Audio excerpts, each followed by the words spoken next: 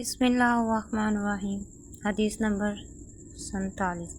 حضرت محمد صلی اللہ علیہ وآلہ وسلم نے فرمایا، جو کوئی ایمان رکھ کر اور ثواب کی نیت سے کسی مسلمان کے جنازے کے ساتھ جائے اور نماز جنازہ اور دفن سے فرغت ہونے تک اس کے ساتھ رہے تو وہ 2 قیرات ثواب لے کر لوٹے گا۔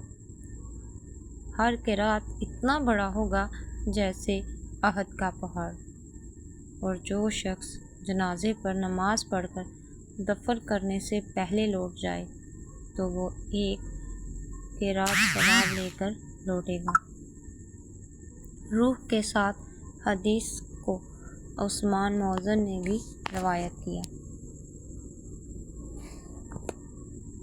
کہا، ہم سے عوف نے بیان کیا، انہوں نے محمد بن سیران سے سنا اور انہوں نے ابو ہریرہ رضی اللہ تعالی عنہ سے اور انہوں نے حضرت محمد صلی اللہ علیہ وآلہ وسلم سے اگلی روایت کی طرح۔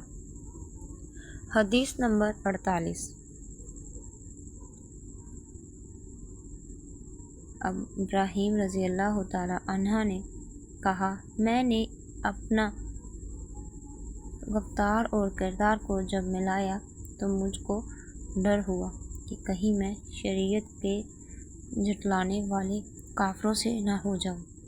اور ابن بن ملائکہ نے کہا کہ میں نے نبی کریم صلی اللہ علیہ وآلہ وسلم کے 30 صحابہ سے ملا، ان میں سے ہر ایک کو اپنے اوپر نفاق کا ڈر لگا ہوا تھا، اور ان میں سے کوئی یوں نہیں کہتا تھا کہ میرا ایمان جبرائیل و میکائیل کے ایمان جیسا ہے، اور حسن بصر سے منقول ہے، نفاق سے وہی ڈرتا ہے جو ایماندار ہوتا ہے، اور اس کے نہ ڈر وہی ہوتا ہے جو منافق ہے۔